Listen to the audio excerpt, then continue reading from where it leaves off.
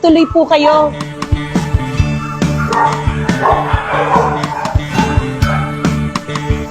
Good morning po. Ito yung aming salas. So, ito yung baby grand piano namin. This has been with us for 8 years almost. Yung dalawang anak ko, sila yung nag-play ng piano. Yung panganay at yung bunso, yung babae. So, ito yung pinagkakalibangan nila. So, dito sa salas, minsan nagtitipon-tipon kami ng mga bata para wala lang, magkwentuhan. Yun, wala kaming TV dito para focus namin is ang isa't isa para mag-bonding. Yan. Okay, so dito naman sa area na to, ito yung receiving area namin kasi may pinturin naman dito. Dito naghihintay yung mga bisita namin pag wala pa kami dito sa baba. So, ito yung receiving area namin. So, diretso naman tayo sa dining area namin. Ito yung aquarium namin. Ito puro saltwater fish. So, konti lang siya kasi matagal na namin na parang binubuhay to. Kailangan konti lang yung fish dyan. So, I think yung clownfish nagtatago yata siya. Yan. So, and then, ito yung dining area namin. This is where the family spends most of their time together here.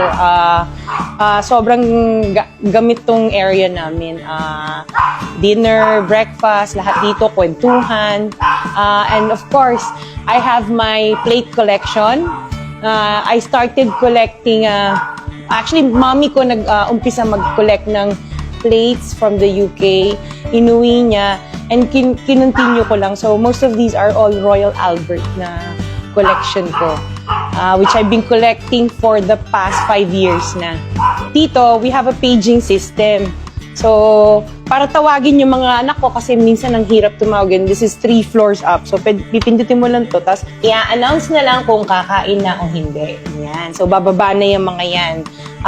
Tapos, yun. Ito yung aming short house tour ng aking bahay. Abangan nyo na lang yung aming kwentuhan ni Miss Corina.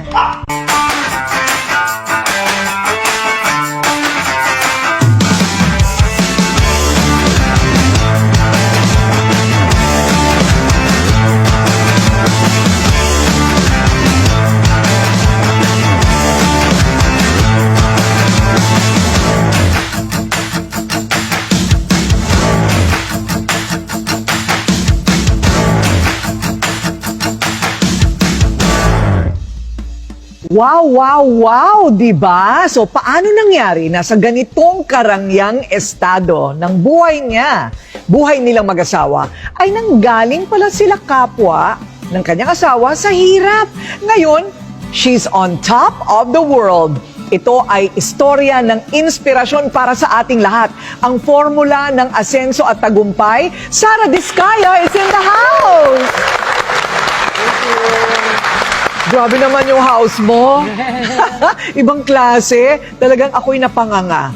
Nung napasok ako dito, meron palang ganitong espasyo sa Pasig. Yeah. Nakita nyo naman, bahagi ng kanyang opisina, bahagi ng kanyang bahay. Dito naman tayo sa kanyang buhay. Hindi mo iisipin, born in London, Yes. England. Yes. Tama? Tama. Ipaliwanag mo kung bakit. Yung mom ko, dati siyang OFW sa UK. And then, kinuha niya yung dad ko doon. Yun. Kaya kami doon pinanganak. Ayun. Ilan kayo magkakapatid?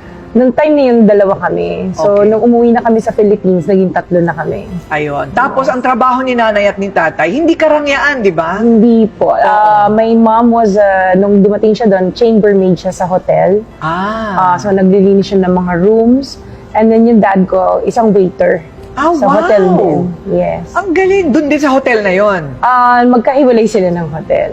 Pero doon parehong parang hotel and restaurant ang kanilang pinag-aralan siguro at doon. Totoo ha? Nakakatuwa, chambermaid sa hotel. Yung Yes. tatay mo naman waiter. Yes. Okay, wala po sila sa Buckingham Palace. Okay, nagkataon lang OFW sa London ba mismo? Sa parang suburbs of London. So parang malapit kami sa Heathrow Airport. Ayun. Tapos, kumusta naman ang pagiging pinanganak ka doon? Paano naman ang kabataan sa London? Kasi parang assuming na because I was born in the UK, maganda ang buhay namin. So, ang parents ko, since waiter ang dad ko and mami ko chambermaid sa hotel, so kami, we lived in a council flat, which is pabahay ng gobyerno. Libre yung pag-aaral namin kasi we studied in public schools. Maganda din, ano? Yes. Ang provision sa ibang bansa kasi ganun din. Well, dito Yes. din naman sa atin, public school ay libre. Yes. Pero yung pabahay, iba yun. Yes, pabahay ng gobyerno. Sister ko kasi ganun din na nangyari, nagtira siya sa UK and then pumunta siya doon pregnant. Pinabahay din siya ng government, wala siyang work, so binigyan din siya ng decorating allowance. So, Wow. yung mga ganun na May provisions. may mga ganong provision ng gobyerno, Yes. ng London. Yes, Wow. meron. Maganda ang provision ng gobyerno, pero maliban doon, rumaraket pa rin yung nanay at tatay mo. Yes, kasi chambermaid siya, pero pag may spare time siya, nag-DDH siya sa mga bahay. So, naglilinis din siya ng mga bahay. Oy, sayang din yung kita. Yes, oo. At So, yung tatay mo naman, Waiter lang talaga siya Full para time. may time siya na kami naman ang alagaan. So, ayun. parang hati sila. Anong natutunan mo doon sa karanasan mo na yon, growing up, na maraming provision ang gobyerno? Yes, oo. Yun yung parang nakikita mo na pwede naman talaga gawin yan dito sa Pilipinas. Kung ang pamamalakad lang, yung diretso, kayang-kaya na ibigay din kung ano yung provision sa ibang bansa. Kayang-kaya din natin gawin yan dito sa Pilipinas eh. Oo, yung provision para sa mahihirap, lalo na. Yes, oo. No? Kasi parang doon, may mga mahihirap pero hindi mo ma-distinguish yung mahirap sa mayaman. Kasi kung ano nakakain ng mayayaman, nakakain ng mahihirap. Which is kaya naman natin gawin yan dito. Yung Yun. i-elevate din ang buhay ng bawat kapwa natin na Pilipino na maging ganun yung pantay lang. Correct. Hindi naman sila komunista, ano? Hindi naman. Talagang provided lang ng government. Imagine Yes. pabahay, very Pabahay, important. yes. Mawawala lahat ng squatters or urban Oo, poor, no? yes. Maganda rin yung ganong exposure, ano, Yes, for oo. you. Yes, kasi then parang ikaw nakukumpare mo Mm-mm. kung ano yung pwedeng gawin dito. Correct. Oo. Pero maliban sa natututunan mo noon, Sarah, meron ka rin pinagdaanan bilang bata. Kasi ano ba, nabully ka daw noon dahil iba yung Yes. itsura mo sa Oo. kanila. So, yun nga, I went to a public school. So, syempre, ako yung mga first Asian babies doon nung time na yon, especially dun sa area namin. So, talagang iba yung itsura ko from my classmates. Iilan lang kami na Asian. So, yung bullying, it's not like the bully na name calling lang or ano. Talagang it came to a point na naging physical yung mga classmates ko. So, What? under the table na sisipain ako ng classmate ko. So, I would go home with bruises sa legs ko or kaya dito napapunch ako. So, doon ako, nung nag-start ako ng bata ko, talagang very low yung confidence ko. Tapos iyakin ako. Oo. Totoo. So pag uwi mo, nagsusumbong ka naman sa mga magulang mo? No. Yun yung mali ko. I never told my parents. Pero yung nagtataka mami ko, bakit kaya iyakin yung anak ko? Kaya mom ko has a very strong personality.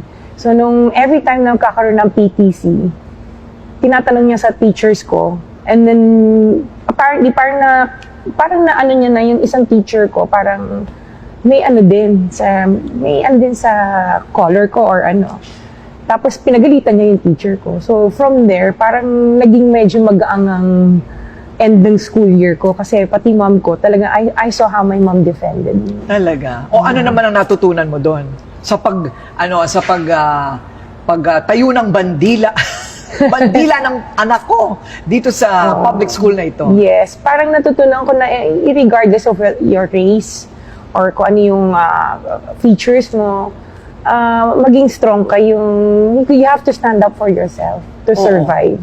Importante talaga pinaglalaban. Biro mo yung nanay mo, nagdi-DH, tapos naglilinis sa hotel. Yes. Pero pagdating sa karapatan niya, pinaglaban niya. Yes, Ano? oo, very strong ang personality ng mom ko, which is siguro ngayon medyo nakuha ko rin siya. Nakuha mo rin. Yes. O, maganda naman yun. Yes. Ang daming natututunan kahit bata, ano. Opo. At saka, I think pagka nabubuli ka ng gano'n, tapos hindi ka nagsasabi sa magulang mo, parang napapaisip ka, nagiging ma-analyze kang bata, Mhm. right? So yun ba ang dahilan, nabubuli ka, kaya naisip nila na iuwi ka muna sa lola mo noong 6 years old ka? Hindi naman, parang nahihirapan ng parents ko na magtrabaho, na nandun kaming dalawang magkapatid. So, parang inuwi muna kami ng mami at daddy ko sa Pilipinas para alagaan kami ng lola ko. Parang experiment. Mm-mm. Mahirap talaga ha, kasi Yeah. dalawa din ang anak Opo, ko. oo. Meron namang yaya, kung minsan gusto kong tumalo ng bintana. Opo. Mahirap. Opo. So, ano naman ang experience mo? First time mong umuwi ng Pilipinas, 6 years old ka. Anong nangyari? Nung umuwi ako, so grade 1 ako, in-enroll ako sa school dito sa Pasig. Na iba-iba yung teaching dito kasi doon parang play teaching. Dito seryoso palang pag-aaral dito. Sobrang bookish ang pag-aaral dito. Oh. So medyo nanibago ako noong time na yon. Tapos habang nag-aaral ako, yung lola ko kasi, yung kapatid ng lola ko, isang fan ni Miss Nora Honor. Ay, anong kinalaman ni Nora Honor sa lahat ng kwentong ito? Oo, fan siya ni Miss Nora Honor. Sinasali ako. So, naging Little Miss Noranian ako ng lugar na to, ng Bangbang, noong time na yon. Little Miss Noranian. Yes, Okay. ng Bangbang. So, if may mga, si Nora sa labas, may mga gig sa labas, kasama kami, ng mga ibang bata pa, sumasayaw kami. Sayo-sayo, lahat kayo may nunal. Ay, wala na.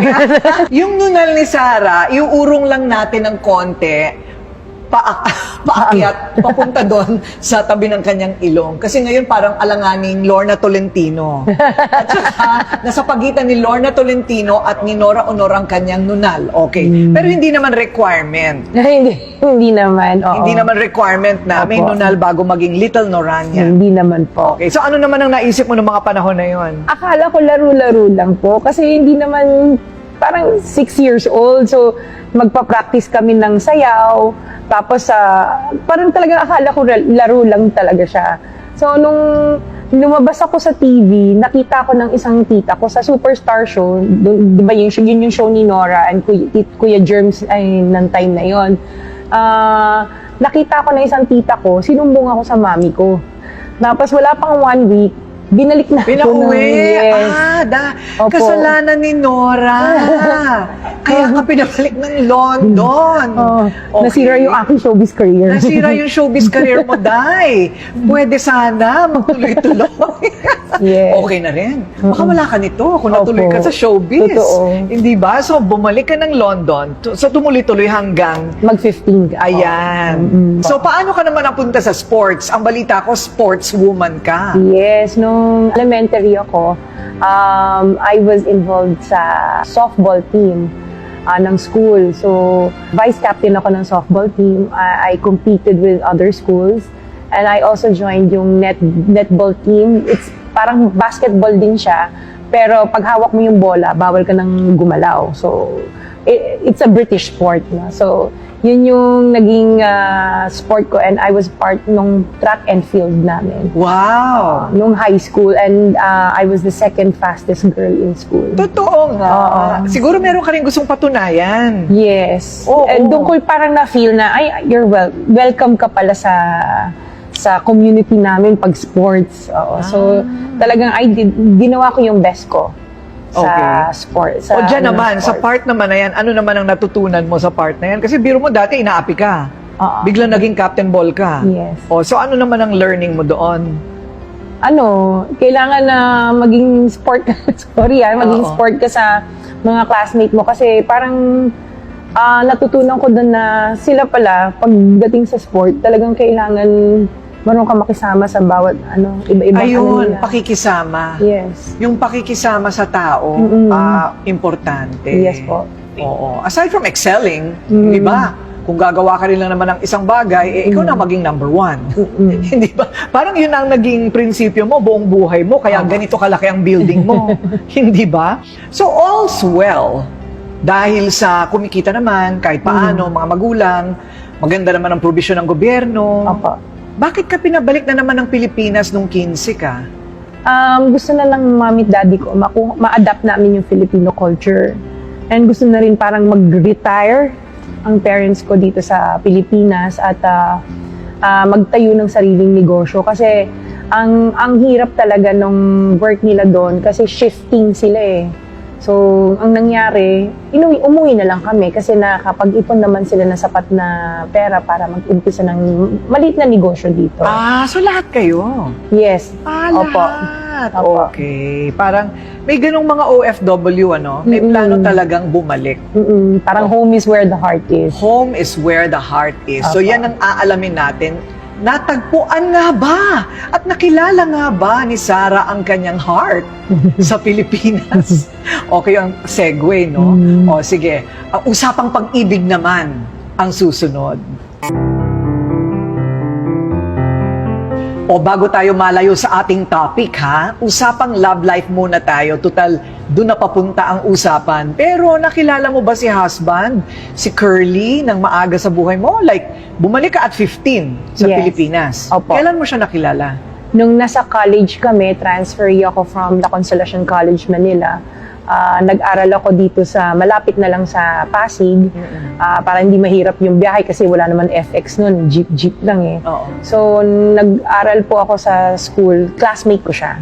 Classmate. Yes, Okay. opo. So, pero bago yon, yung pagbabalik nyo naman, hindi ka nahirapan?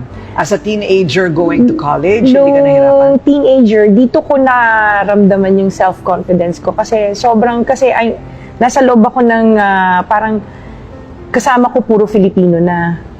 So, tsaka ang babait na mga classmates ko, parang ina-assist ako. Kaya parang dun ko na maging friendly. Kasi una, iyakin ako eh. Dito ko naramdaman yung welcoming. Nagkaroon ako ng self-confidence. Pero marunong sa ka sarili naman ko. managalog. No, yun yung nahirapan kami nung umpisa. Although nakausap kami ng mami at daddy ko ng Tagalog, naintindihan namin. Yung magsalita, doon kami hirap. So, kumusta naman ang English accent natin? Ngayon, Oo. I still have the British accent. Sampulan mo naman kami. Ano? Sampulan naman kami para marinig namin. Actually, I still talk to my sister with using a British accent. So we converse in English. I even converse with my kids in my accent, and they understand both the British accent as well as the American English accent. Ay, palakpakan! Sabi ng teacher, very good. Yes, very good. Di ba? Yes. Ito daw ang kanyang naging style sa kanyang sa kanyang klase. Pag hindi na niya alam ang isasagot niya, magi-English accent na lang siya. Nabe-very good siya. Tama Yes, ba? tama. Oo, Pag diba? nagre-report ako at hindi ko masyado naintindihan yung i-report ko, i-British accent ko, tapos sasabihin ng professor ko, "Oy, very good." Di nakapulusot ako. Pasado. Yes. Ayun. Opo. So, okay naman. Parang okay yung naging pagbabalik nyo sa Pilipinas. At Opo. nakilala na nga si Curly. Ano totoong pangalan ni Curly? Pacifico Discaya, the second. Pacifico. Okay. Ano bang kulot sa kanya? Yung buhok ba niya kulot? Actually, he has a twin brother na nag-pass away noong 2006. Inside the subdivision, parang nabaril siya kasi parang may political sa loob ng subdivision ng time na yon. Wow. So, yun, si Butch, pareho kasi silang Pacifico Discaya. Yung brother niya, yung namatay, yung kambal niya is the first, siya yung the second. Tatay niya yung kambal. senior. Yes, identical twins. Wow. Hindi mo na nakilala yon. Nakilala ko yun. Nakilala mo pa. pa yun. Nakilala pa hanggang sa second son ko. Wow. What a tragedy. Opo. Bakit ang aga? Ano yung nagtanan ba kayo? Hindi naman po. Parang bago ako, kasi nung pagka-graduate ko, sabi ng mami ko, kailangan matuto ka kung paano mabuhay mag-isa. Kailangan nyo malaman kung ano yung wala, para magbayad ng mga bills nyo. Pinauwi ako ng UK uli. Nandun yung sister ko na after graduating college. So, nagtrabaho ako doon, pero pabalik-balik ako kasi ang hirap ng buhay talaga doon. Nag-triple job ako.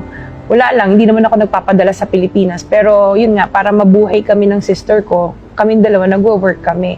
Nung umuwi na ako dito, parang nagstay ako nung 2002. Nag-work ako sa recruitment firm dito for 2 years. And then, I got pregnant dun sa panganay namin. Oh, and nung time na yon parang hindi pa ready yung asawa ko na magkaroon ng family. Paano yun? Ang naisip ko, balik ako ng London para buhayin yung anak ko doon. Parang naka-mindset ako na magiging single mother ako doon. Okay. At pumunta ka nga ng London. Ng London, oo. Kasi free yung panganganak. So may benefits pa yung anak ko. So umuwi ako ng UK para manganak sa panganay namin. Paano yun yung magulang mo nandito? Nandito, hindi nila alam na buntis ako nung umalis ako. So, Dami mong secret, Yes. Oh. Nung 7 months pregnant ako, hindi na maitago, nagsabi na ako sa tita ko na buntis ako, tsaka tumawag ako sa magulang ko na buntis ako. Okay. Tapos, araw-araw tumatawag pa rin ako sa asawa ko. Tapos, nung nanganak ako, hindi na ako tumawag sa kanya kasi parang feeling ko, may baby na ako, kompleto na ako, may mommy na ako. Hindi na ako tumawag sa kanya. So, nanganak ka na doon, mag-isa ka. Opo. Nakakatakot. Opo.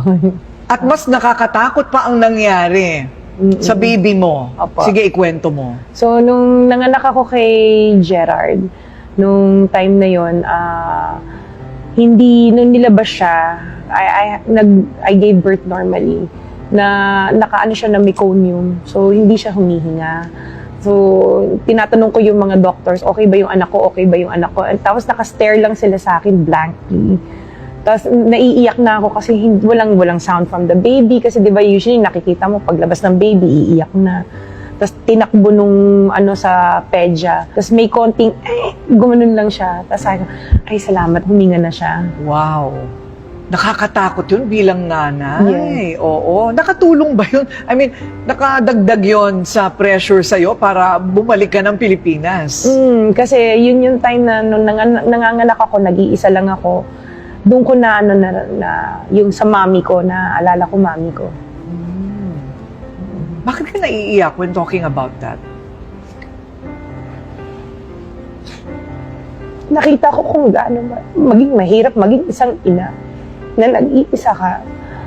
Tapos, ang una mong iisipin yung mami mo habang nanganganak ka kasi alam mo yung nanay mo, siya lang yung kasangga mo sa buhay. So talagang naalala ko mami ko talaga nung time na nanganganak ako kasi alam ko siya yun na magsasabi sa akin, anak, okay ka lang, kaya mo. Kaya lang nasa Pilipinas siya. Wala. Oo, no? Well, yun ang mga bunga ng mga desisyon natin. Pero maganda rin yung nangyari sa'yo kasi talagang action-packed ang buhay mo. Dadaan ka talaga dun bago matutunan yung parang leksyon ng buhay, ano? Oo.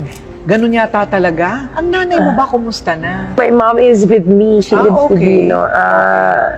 Parang kasi nung time na yun, nung nanganak ako sa anak ko, kasi nung time ng dalaga ako, hindi kami magkasundo ng mami ko, palagi kami nag-aaway. Kaya yun yung, nung nanganak ako, doon ko na kung gaano ka-importante at mahalaga na ang nanay mo talaga kasama mo, kasangga mo sa buhay. Hindi ka gustong ipahamak ng nanay mo. Although kasi di ba yun yung time na pag 18 ka, rebelde ka. So doon ko na kung gaano kahalaga ang mami ko sa akin. And ngayon, nasa akin ang nanay ko, mami ko. Ako nag-aalaga sa kanya. 75 na siya, pero nakakalakad siya. Okay siya. Oo. And every day, pag gising namin sa umaga, nagkukwentuhan kami. Parang siya na yung best friend ko. Ayun. So maganda naman. Dahil lang Yes. siguro yung mag-isa ka. Oo, tsaka mag-isa ka.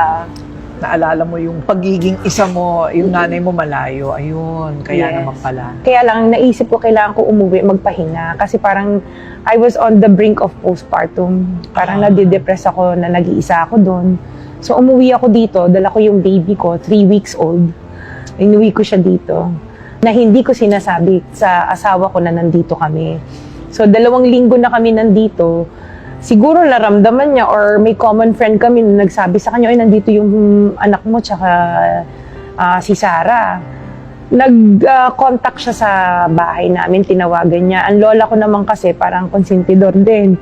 Oo, nandito sa Pilipinas, nandito yung si Sarah. Noong time na yun, na nakita na niya anak niya, parang hindi na rin kami niya tinigilan ng pagbibisita araw-araw sa bahay. Kasi plano ko, 6 weeks lang ako dito and then babalik kami doon. Sabay na namanhikan na siya sa parents ko na gusto niya daw akong pakasalan para magbuo kami ng family. Ayun, nakuha din nung makita ang bata.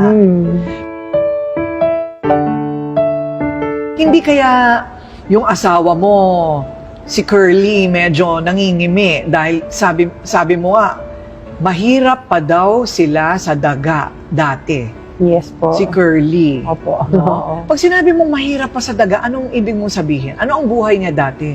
Nung nakilala ko siya,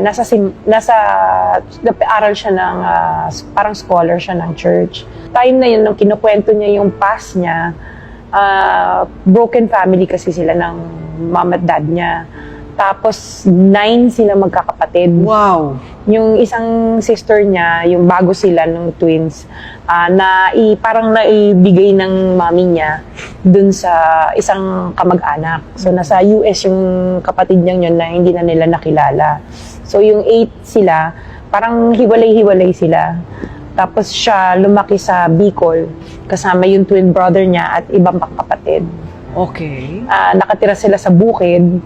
Tapos, dinala niya ako dun sa kung saan siya lumaki. So, nung nakita ko yung area, talagang sabi ko, paano kayo nagkasya dito? Isang tubo lang talaga siya. Walang CR. Totoo, walang CR. So, bumababa pa. Saan kayo nagsi-CR dito? Bababa pa sila dun sa baba, sa may ilog. So, parang sabi ko, grabe. Ang layo, parang bago kami nakarating doon from the bayan, tumawid pa kami ng ilang ilog, umakyat pa kami ng bundok. Totoo. Parang hike talaga to get to kung saan yung nakatira yung daddy niya. Tapos nagkahiwa-hiwalay pa silang magkakapatid.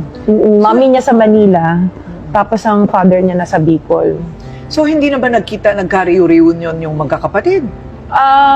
Hindi ko lang alam nung pero nagkita-kita sila nung mag-asawa na kami. Parang tinawag ko lahat ng kapatid, except for the one dun sa US. Hindi na nila talaga na tawagan yun. Hindi na nila, wala na So silang- talaga nahiwalay na ang buhay ng panganay. Opo. That's also a tragedy, Sayang na hindi nila nakilala. May pag-asa pa naman. Yes, Di ba? opo. Pwede pang mangyari. Opo. Pero ang maganda, yung 8 ay nagkasama-sama na rin ulit. Nagkita-kita. Yung ibang kapatid niya nasa floodway lang. So, nagkikita naman talaga sila. Yung isang kapatid niya nasa Novaliches. Yun, nag-pass away na rin yung sister niya doon. Oo. Mahirap nga ang buhay pag walang CR. Wala. I think yun talaga ang Tsaka tubig. walang tubig. Oo. Oo. Wow, pero nagustuhan mo pa rin siya, ha? Bakit mo siya nagustuhan? Nung time na yun, una ko siya nakita, parang hindi ko siya feel kasi parang makulit. Ako yung palaaral. Siya makulit. Sabi ko, parang hindi kami magkakasundo nito. Tapos parang iba na yung pakiramdam ko nung everyday magkasama kami. Tapos pumupunta siya sa bahay, nanliligaw. So yun, na-develop ako sa kanya.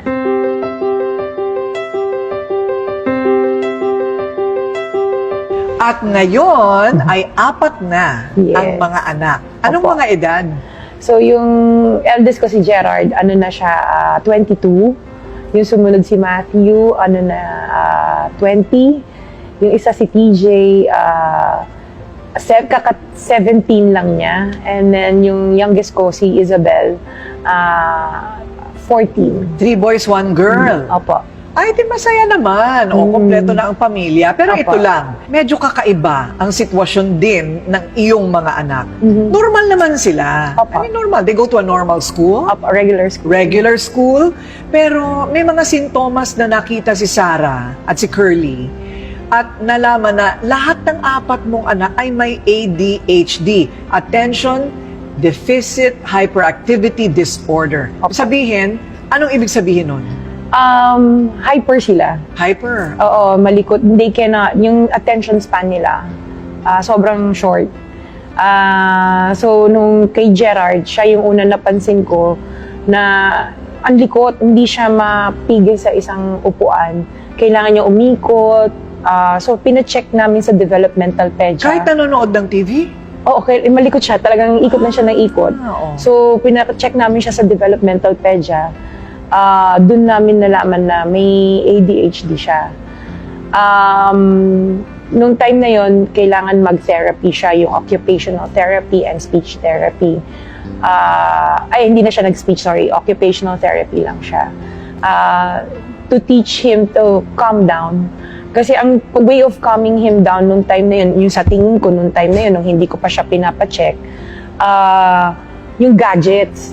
Yung pala mas lalo siya na-aggravate kasi nanggigigil siya, kailangan niya talagang kumilos. Nung may mga ways na para kalma siya. And hindi ko din sila tinreat as if special sila. Kasi normal kids lang naman sila na if tinreat mo silang special, they will come to a point na hindi na nila malaman kung ano yung tama at mali. Kasi tinitreat mo silang special. Parang you're making excuses sa may ginawang masama, hindi hayaan mo lang siya kasi special siya. Ako hindi. I tell them off or papagalitan ko or pagsasabihan ko. Na parang normal na bata. Normal na bata, oo. Kasi pag hindi mo ginanon, hindi na nila alam kung ano yung tama at mali. Oo. Okay. So, yun yung way of disciplining them noong time na yun. Yung sumunod, binabantayan ko na baka may same symptoms din. Which is, yung kay Gerald kasi is, may yung sensory problem. Yung kanya play. Pero yung pala nakakasakit na siya ng bata. Natulak niya. Oo. So, umabot din sa point na, syempre yung time na yun, ang ADHD, bago lang sa hindi katulad ngayon, accepted na siya. May umabot sa time na I put him in a regular school na pinipetition siya ng magulang para tanggalin sa... Totoo? Oo. Oh, so nagwagi ba yon? Hindi naman. Ako na nag-decide to move him to a different school na kayang i-handle yung kids na may hyperactivity. But normal school, just Regular the same. school din. Within Pasig. Tsaka kasi noong time yun, hindi ko naman ma-afford na padala sa magagandang school na kayang Specialized. i-manage. Yes. Oo. So ngayon, lahat ng apat meron. Meron. Different degrees. Yung second child ko, parang may academic delay lang siya. So, yun. Yung pangatlo at saka pang-apat, okay na sila. Discharge na sila. Pero may interventions pa rin kami for English tsaka academic intervention for English and math. So pwede pa lang kung ikaw ay may ganong sintomas, yung mga anak mo, may iba nga 30 years old na, tsaka lang sila nagpatingin Na-diagnose, at yes. na-diagnose na kaya pala ako ganito. May ADHD ako. So, pwede palang ma-reverse. Pwedeng maging normal. If pag continuous yung therapies and interventions nila, kasi umabot din sa point na bibigyan sila ng medication, which is parang hindi ako ayoko ng medication kasi baka ibang organs naman nila sa katawan nila, yun na magka-diferensya. So, intervention talaga ang pinili ko para sa mga bata. Ngayon, yung eldest ko si Gerard, the 22 years old, third year student siya sa Mapua for civil engineering. Ayun. So, Yun yung worry mo parang- bilang parent na they can't cope. So, ngayon, medyo yung struggle before nung maliliit sila, up to now, parang napagdaanan ko pala yun na lahat sila, dinadala ko sa therapy sessions para lang maging okay. Oo. Itong si Sarah, no, napaka-action pack ng buhay. Pero sanay ka sa bakbakan. Yes po. Sanay siya sa bakbakan. Kaya pinasok na rin niya ang politika. Ganon din yun eh. Yun ang pag-usapan natin. Kasi ang dami, pumunta kami dyan, ang dami nakapila. Yung pala, hihingi ng tulong. Opo. Parang kapwa ko, mahal ko itong kanyang building dito po sa Pasig. Yan ngayon ang aalamin natin. Anong klaseng boxing naman itong nangyayari ngayon sa gustong pasuking universe ni Sara Diskaya? Noong una ko siya makita, parang may kakaibang naramdaman na ako sa kanya. Kaya lang syempre, para sa akin, parang tingin ko ay hindi ako karapat-dapat sa kanya kasi alam ko meron sila at ako naman ay talagang walang-wala din at salat sa buhay ng mga time na yon. At tingin ko, yung aming karanasan sa pag-construction ng iba't ibang klase ng mga hospital, iba't ibang klase ng school, iba't ibang klase ng mga housing, tulay, flood control. At ganoon din yung karanasan namin na kami ay dating naging wala. Kung ano ang tagumpay na aming tinatamasa ngayon at ano ang kaalaman at skills na binigay niya sa amin. Plus yung aming damdamin na kung ano ang nararamdaman ng isang taong wala. Mas madali naming maunawaan sila at matupad kung ano man ang kailangan nila. Pagkatapos ng kanilang buhay na mahirap, hindi lang mahirap sa struggle, kundi talagang mahirap sila. Mahirap. Pero paano napunta sa ganitong tugatog ng tagumpay sa buhay, sa iba't ibang larangan, at ngayon, dahil sanay sa bakbakan na rin tayo sa negosyo at politika. Diba? Pero bago yung politika, negosyo muna. Right? Kasi, syempre, 4 ang anak. Mahirap din, kailangan matutong maghanap buhay. Paano ka ano nga ba yung pinasok mo? It's construction, right? Construction. Paano ka napunta sa construction? Nung umuwi kami sa Pilipinas, nung dalaga ako, nag-supply ang dad ko, nag-umpisa sa supplies. And nung nakaipon na siya, nag-umpisa kami ng construction business, ang daddy ko. So, nung nag-asawa na ako, yung asawa ko naging foreman ng daddy ko. Ah, totoo? Oo. Yun ba yung tinapos ninyo pareho sa kolehiyo? Hindi, pareho kaming computer management ang tinapos namin. Okay, pero ang construction na pag-aaralan. Na pag-aaralan. So, naging foreman yung husband ko sa negosyo ng daddy ko. Umabot sa point na sinabi niya, Daddy, baka pwede kaming makahingi ng maliit lang na project. So, nabigyan na naman ng daddy ko kami ng maliit na project sa yung gate ng barracks or cementerio ng City Hall. So, ginawa namin yun. Noong time na yun, maliit lang na halaga yun. Pero sa amin, parang feeling namin, ang laking achievement. Nahihirapan kami kasi first time kami sasabak sa construction business, business management kami. So, wala kaming background. Correct. Yung pala, napag-aaralan din siya.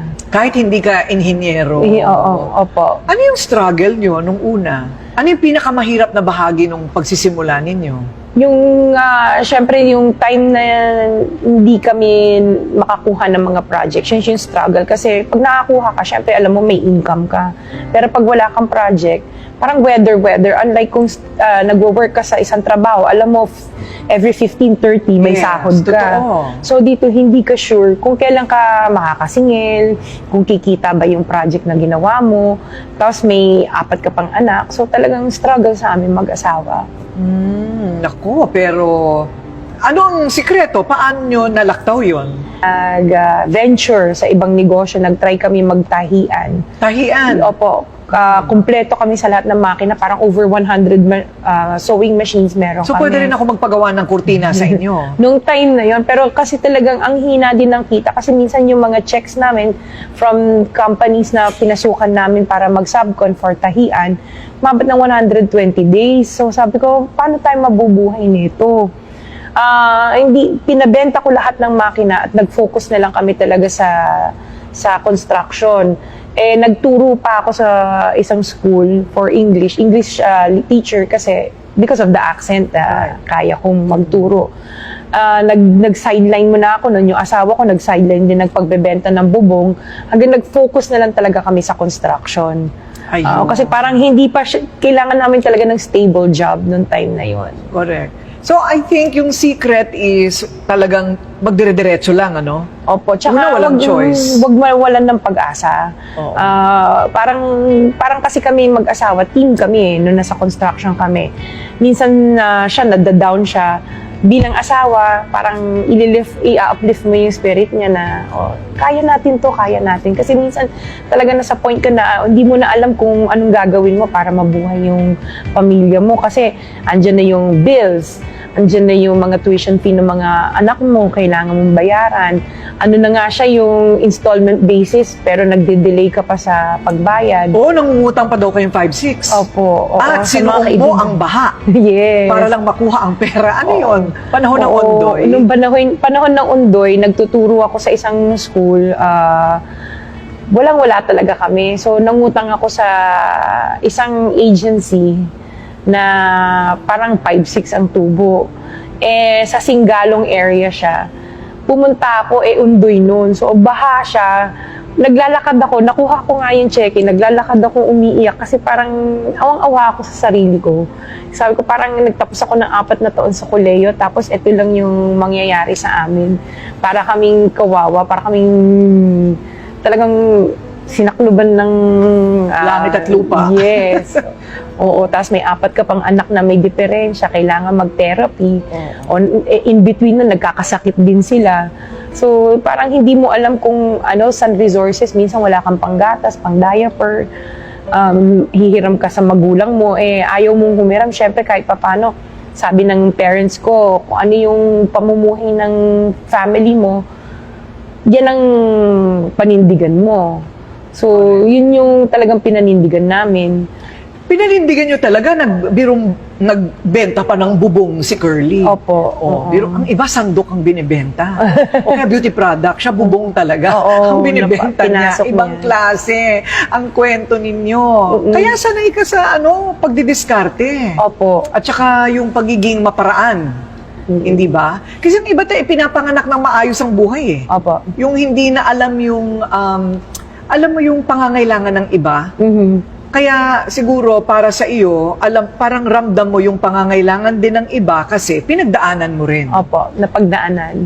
Oo, doon pa lang sa kwento mo parang, okay, kaya naman pala. Kaya naman pala, pagkatapos ang kanilang negosyo, teka muna, kailan kayo naging big time? At obvious naman, naging big time na kayo.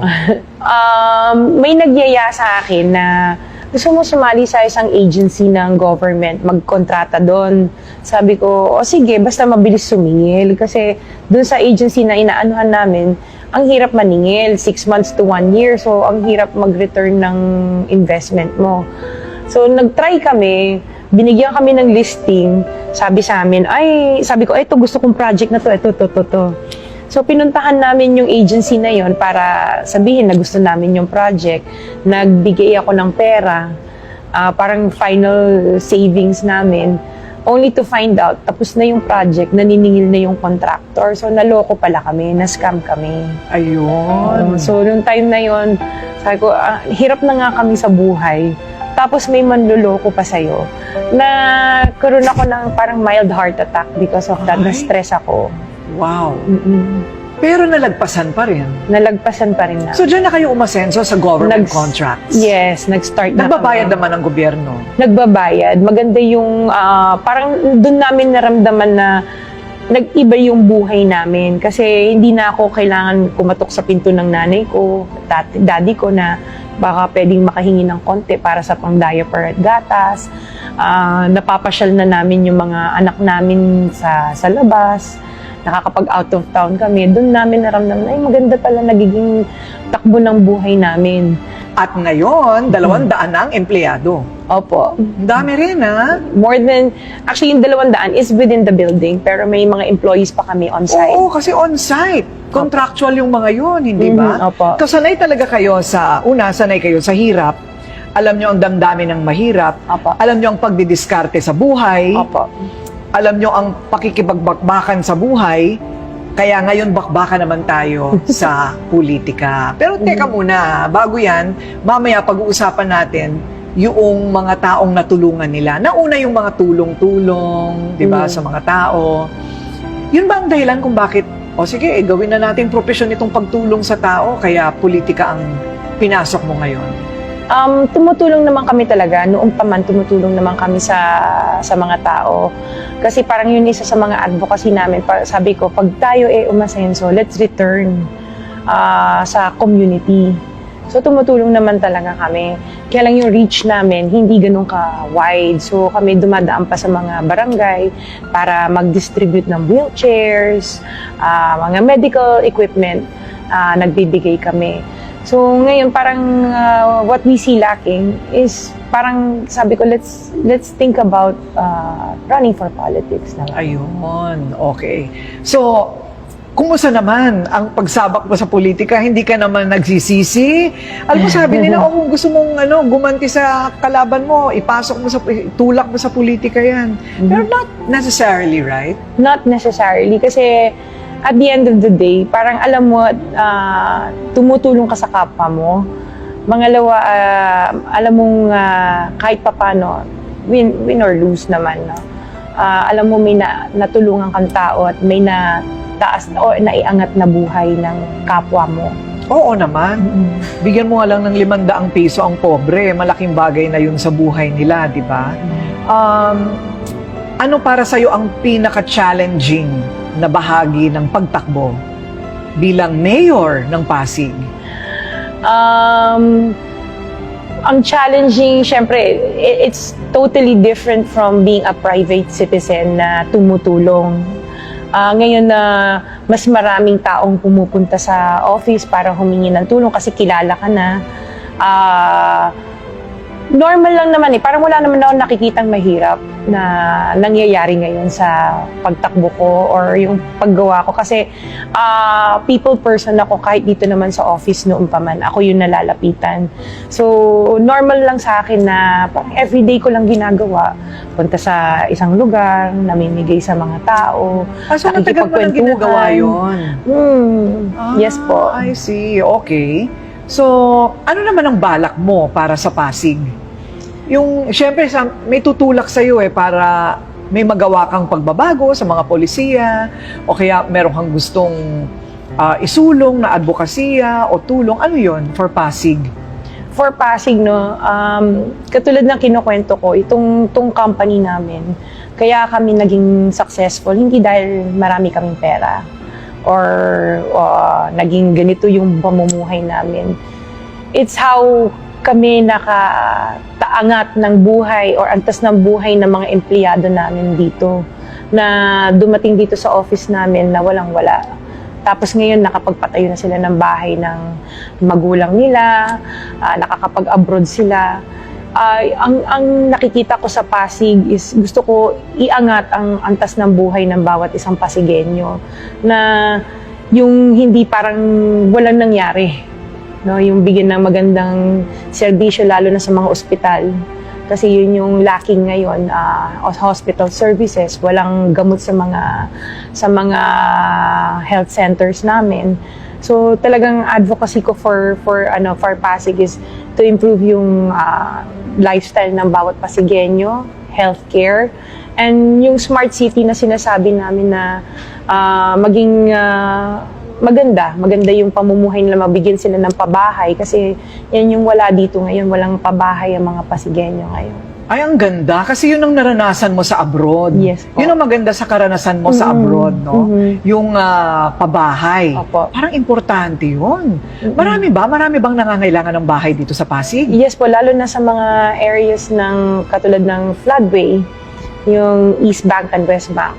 Naranasan namin o nakita namin sa sarili namin mata na lalo na pag nagkaroon ng bagyo, yung nakalipas na bagyong Karina tsaka Christine, sila yung unang nababaha So, ang maganda na bigyan mo sila ng bahay na hindi sila nag-aalala kung yung safety ba nila, kailangan nila palaging lumikas sa mga centers or kung saan man sila pwedeng lumikas. So, nasa construction kayo, Sarah, di ba? Opo. Ito nga isagot mo sa akin kasi ang dami ko nang ginagawang mga istorya, nababasa ko sa balita, na binaha itong lugar na ito at next year, ganun ulit ang kwento, binaha ulit at mas grabe pa ang baha at ngayon, baha ulit.